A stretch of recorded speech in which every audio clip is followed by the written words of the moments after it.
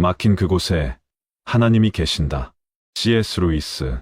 지금 이 영상을 보고 있다면 우연이 아닙니다. 하나님이 당신에게 보내시는 5가지 신호가 있습니다.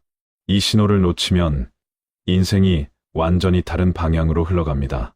반대로 이 신호를 알아채면 삶의 방향이 바뀝니다. 지금 당신의 삶에 설명할 수 없는 막힘이 있습니까? 마음 한편이 자꾸 불편합니까? 계획이 자꾸 무너집니까? 그것이 바로 하나님의 신호입니다. 오늘 이 영상 끝까지 보시면 그 신호가 무엇인지 정확히 알게 됩니다. 그리고 어떻게 반응해야 하는지도 알게 됩니다. 지금 댓글창에 하나님, 당신의 신호에 순종하겠습니다 라고 적어 주십시오. 이것은 단순한 댓글이 아닙니다. 하나님 앞에서의 고백입니다. 신앙의 선포입니다. 적는 순간 영적인 결단이 시작됩니다. 성경은 분명히 말씀합니다. 잠언 16장 9절입니다. 사람이 마음으로 자기의 길을 계획할지라도 그의 걸음을 인도하시는 이는 여호와시니라. 당신이 아무리 계획해도 최종 결정권은 하나님께 있습니다. 그래서 당신의 계획이 막힐 때가 있습니다. 그 막힘이 바로 신호입니다. C.S. 루이스는 이렇게 말했습니다. 하나님은 우리의 기쁨 속에서 속삭이시고 우리의 양심 속에서 말씀하시며 우리의 고통 속에서 소리치신다.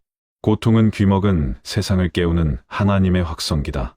지금 당신이 겪는 고통과 막힘은 벌이 아닙니다. 하나님이 당신을 깨우시는 방법입니다.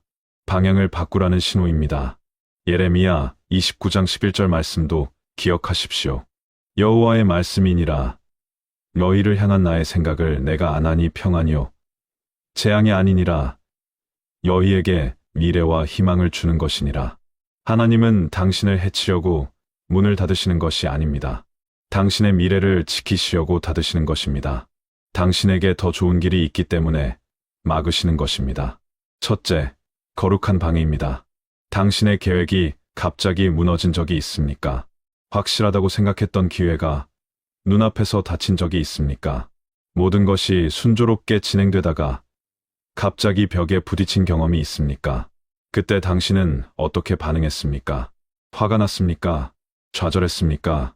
하나님을 원망했습니까? 많은 사람들이 이런 상황에서 왜 나에게 이런 일이 생기는가라고 묻습니다. 그러나 이 질문은 잘못된 질문입니다. 올바른 질문은 이것입니다. 하나님, 무엇을 막고 계십니까? 무엇으로부터 저를 보호하고 계십니까? 사도행전 16장 6절부터 10절을 보십시오. 바울은 아시아에서 복음을 전하려 했습니다. 그러나 성령이 막으셨습니다. 그는 비두냐로 가려 했습니다. 그러나 또 막히셨습니다. 바울이 잘못해서가 아닙니다. 하나님께 다른 계획이 있었기 때문입니다. 그날 밤 환상 가운데 마게도냐 사람이 나타났습니다. 결국 바울은 유럽 선교의 문을 열게 됩니다. 만약 바울이 막힘에 분노했다면 어땠겠습니까? 억지로 아시아로 갔다면 어땠겠습니까? 유럽 복음화는 늦어졌을 것입니다. 하나님의 더 큰 계획을 놓쳤을 것입니다. 여러분, 거룩한 방해는 벌이 아닙니다. 보호입니다. 방향 전환의 신호입니다. 당신이 원하던 것이 하나님의 뜻과 다를 때 하나님은 문을 닫으십니다. 그것이 당신의 길을 지키시는 방법입니다. 지금 당신 앞에 닫힌 문이 있습니까? 원망하지 마십시오. 오히려 감사하십시오.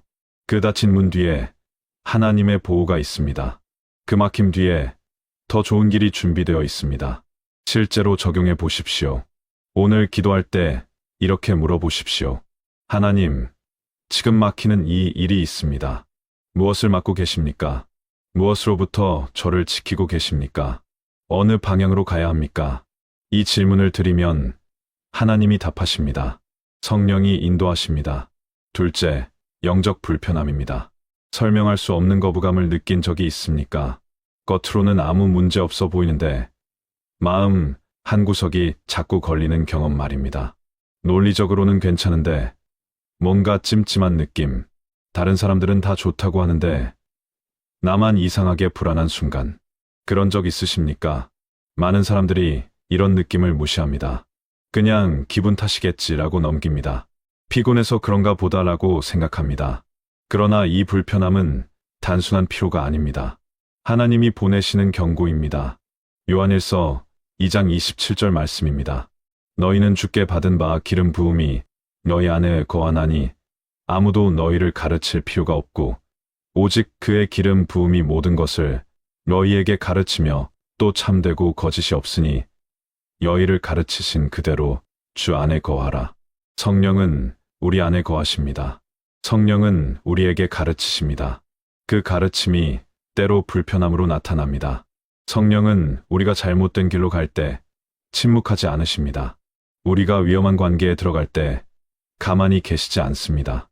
우리가 해로운 결정을 내리려 할 때 신호를 보내십니다. 그 신호가 바로 영적 불편함입니다. 민수기에 나오는 발람을 보십시오. 모압 왕 발락이 큰 보상을 약속하며 이스라엘을 저주해달라고 요청했습니다. 조건은 매력적이었습니다. 명예와 부가 보장되었습니다. 그러나 하나님은 처음부터 가지 말라고 말씀하셨습니다. 발람의 마음에도 분명 불편함이 있었습니다. 그런데 발람은 그 신호를 무시했습니다. 결국 탐욕을 따라 길을 나섰습니다. 하나님이 천사를 보내 막으셨고 나귀조차 위험을 알아보았습니다. 발람은 끝까지 순종하지 않았고 비참한 최후를 맞았습니다. 마음의 불편함을 무시한 대가였습니다. 이것이 성령의 인도하심입니다.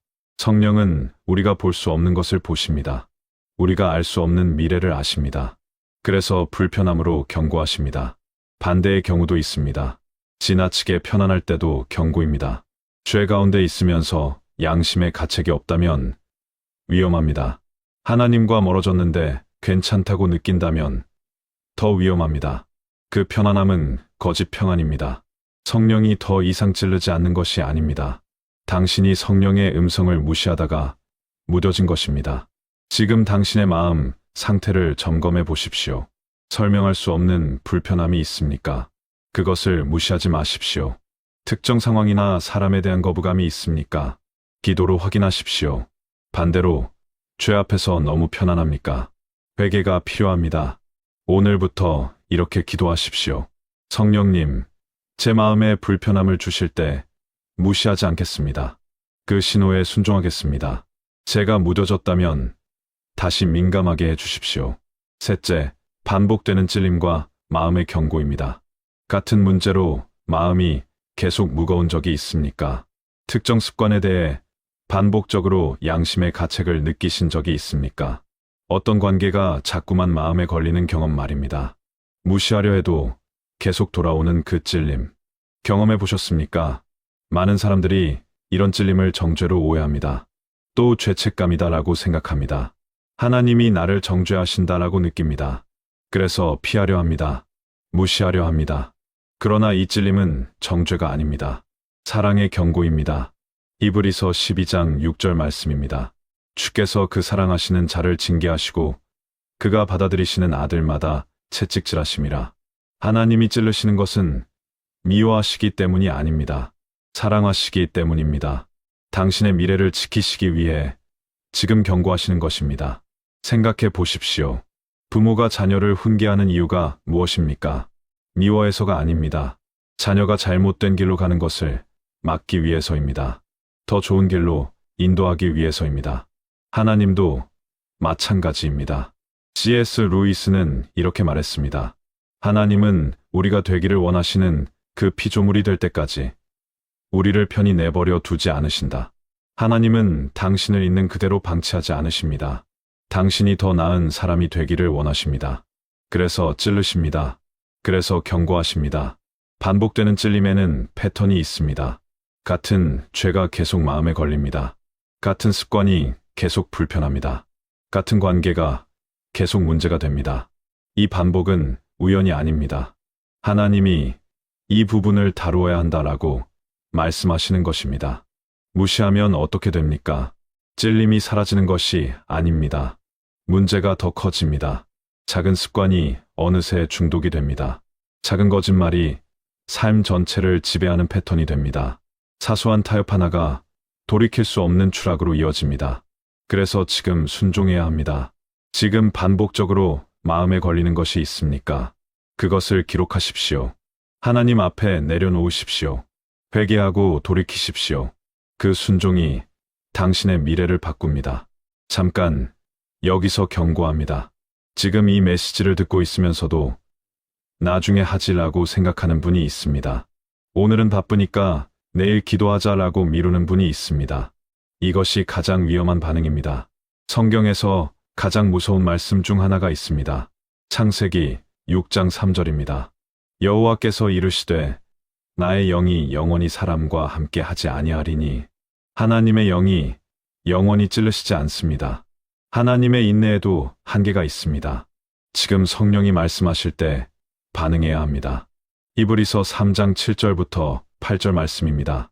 오늘 너희가 그의 음성을 듣거든 광야에서 시험하던 날에 거역하던 것 같이 너희 마음을 완고하게 하지 말라. 오늘입니다. 내일이 아닙니다. 지금입니다. 나중이 아닙니다. 다음 기회가 있겠지라고 생각하지 마십시오. 다음 기회가 오지 않을 수 있습니다. 지금 성령이 찔르실 때 반응하지 않으면 마음이 굳어집니다. 양심이 무뎌집니다. 나중에는 찔림조차 느끼지 못하게 됩니다. 그때는 이미 늦습니다. 지금 이 순간 당신의 마음에 떠오르는 것이 있습니까? 회개해야 할 것이 있습니까? 돌이켜야 할 것이 있습니까? 끊어야 할 것이 있습니까? 지금 결단하십시오. 미루지 마십시오. 넷째, 닫힌 문이 다시 열리지 않는 순간입니다. 당신이 아무리 노력해도 열리지 않는 문이 있습니까? 밀고 또 밀어도 꼼짝하지 않는 문이 있습니까? 다른 사람들은 쉽게 들어가는데 유독 당신에게만 닫힌 문이 있습니까? 많은 사람들이 닫힌 문 앞에서 계속 밀어붙입니다. 끈기가 미덕이라고 생각합니다. 포기하지 않으면 결국 열린다라고 믿습니다. 그러나 이것은 반만 맞는 말입니다. 하나님이 열어두신 문은 밀어붙여야 합니다. 그러나 하나님이 닫으신 문은 억지로 열어서는 안 됩니다. 요한계시록 3장 7절 말씀입니다. 열면 닫을 자가 없고 닫으면 열 자가 없는 이가 이르시되 하나님이 닫으신 문은 사람이 열 수 없습니다. 억지로 열려고 하면 닫힙니다. 에너지만 소모됩니다. 하나님의 다른 계획을 놓치게 됩니다. 어떻게 구분합니까? 하나님이 닫으신 문인지 사탄이 방해하는 것인지 어떻게 압니까? 기도로 분별해야 합니다. 평안으로 확인해야 합니다. 하나님이 닫으신 문 앞에서는 마음에 평안이 옵니다. 이 길이 아니구나라는 확신이 옵니다. 반대로 사탄의 방해라면 싸워야 합니다. 기도로 돌파해야 합니다. 모세를 보십시오. 모세는 가나안 땅에 들어가고 싶었습니다. 간절히 원했습니다. 하나님께 여러 번 구했습니다. 그러나 하나님은 허락하지 않으셨습니다. 신명기 3장 26절입니다. 그러나 여호와께서 너희 때문에 내게 진노하사 내 말을 듣지 아니하시고. 모세는 그 문이 닫혔음을 받아들였습니다. 원망하지 않았습니다. 순종했습니다.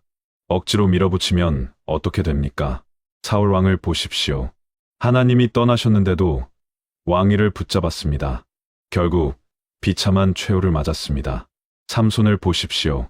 하나님이 경고하셨는데도 자기 길을 고집했습니다. 결국 눈을 잃고 감옥에 갇혔습니다. 지금 당신이 밀고 있는 문이 있습니까? 기도로 확인하십시오.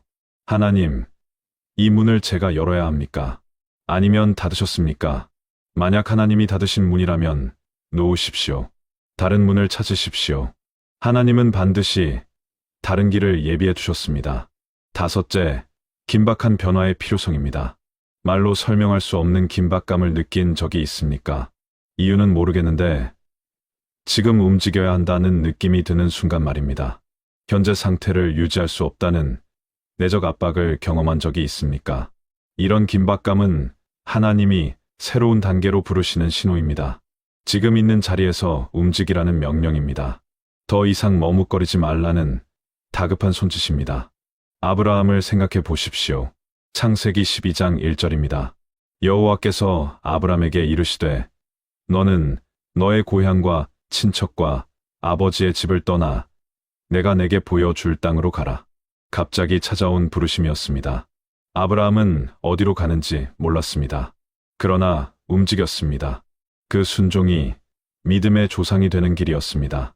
만약 아브라함이 조금 더 생각해 보겠습니다 라고 했다면 어땠겠습니까?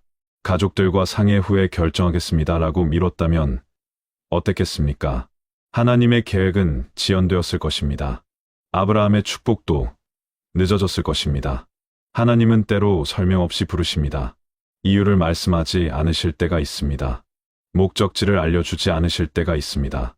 그저 움직이라고 하십니다. 그때 필요한 것은 이해가 아닙니다. 순종입니다.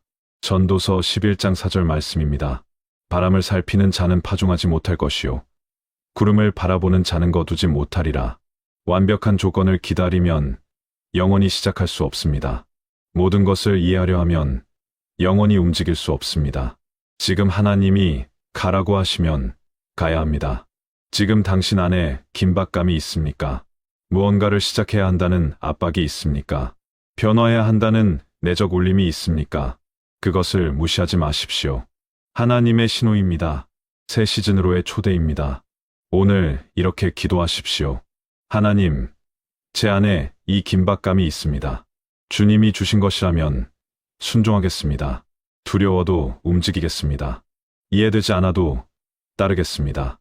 성경에 라자로의 이야기가 있습니다. 요한복음 11장입니다. 라자로가 병들었습니다. 마르다와 마리아는 예수님께 급히 사람을 보냈습니다. 그러나 예수님은 바로 오시지 않았습니다. 이틀을 더 머무셨습니다. 그 사이 라자로는 죽었습니다. 마르다와 마리아는 실망했습니다. 주께서 여기 계셨더라면 제 오라버니가 죽지 아니하였겠나이다. 그들은 예수님이 늦으셨다고 생각했습니다. 하나님이 외면하셨다고 느꼈습니다. 기도가 응답받지 못했다고 여겼습니다. 그러나 예수님께는 다른 계획이 있었습니다. 병 고침보다 더 큰 것을 준비하고 계셨습니다. 죽은 자를 살리시려 했습니다. 나흘 동안 무덤에 있던 라자로를 불러내셨습니다. 그렇게 하나님의 영광이 나타났습니다. 당신의 삶에도 이런 순간이 있습니다. 기도에도 응답이 없는 것 같은 때, 하나님이 침묵하시는 것 같은 때, 모든 것이 죽은 것 같은 때, 그러나 그 순간에도 하나님은 일하고 계십니다. 당신이 상상하는 것보다 더 큰 것을 준비하고 계십니다. 라자로의 가족은 치유를 구했습니다. 하나님은 부활을 주셨습니다. 당신이 구하는 것보다 하나님이 주시려는 것이 더 큽니다. 기다림의 시간에 좌절하지 마십시오. 닫힌 문 앞에서 포기하지 마십시오. 하나님의 타이밍이 있습니다. 그 타이밍은 완벽합니다. 결국 하나님은 단순히 경고하시는 것이 아닙니다. 초대하고 계십니다. 거룩한 방에는 더 좋은 길로의 초대입니다. 영적 불편함은 안전한 곳으로의 초대입니다. 반복되는 찔림은 거룩함으로의 초대입니다. 닫힌 문은 새로운 문으로의 초대입니다. 긴박감은 다음 단계로의 초대입니다. 지금 당신의 마음에 울리는 신호가 있습니까? 그것은 우연이 아닙니다. 하나님이 보내시는 방향표입니다. 그 신호에 어떻게 반응하느냐가 당신의 미래를 결정합니다. 이제 함께 기도하겠습니다. 눈을 감으십시오. 마음을 모으십시오. 이 기도문을 소리내어 따라 읽으십시오. 읽는 것이 아니라 선포하십시오. 하나님 앞에서의 결단입니다. 하나님 아버지, 지금 이 시간 주님 앞에 나옵니다. 주님이 보내시는 신호를 깨닫게 해주셔서 감사합니다. 지금까지 막힌 길 앞에서 원망했습니다. 용서해 주십시오. 그것이 주님의 보호인 줄 몰랐습니다. 이제는 막힐 때마다 묻겠습니다. 무엇을 막고 계신지, 어디로 인도하시는지 구하겠습니다. 마음의 불편함을 무시했습니다. 성령의 경고인 줄 알지 못했습니다. 용서해 주십시오. 이제는 불편함이 있을 때 기도로 확인하겠습니다. 성령의 음성에 민감하게 반응하겠습니다. 반복되는 찔림을 피했습니다. 그것이 사랑의 경고인 줄 깨닫지 못했습니다. 지금 마음에 걸리는 것들을 내려놓습니다. 회개하고 돌이킵니다. 주님 앞에서 결단합니다. 닫힌 문 앞에서 억지로 밀었습니다. 주님의 인도하심을 알아채지 못했습니다. 용서해 주십시오. 이제는 기도로 분별하겠습니다. 주님이 닫으신 문은 놓겠습니다. 주님이 여신 문으로 가겠습니다.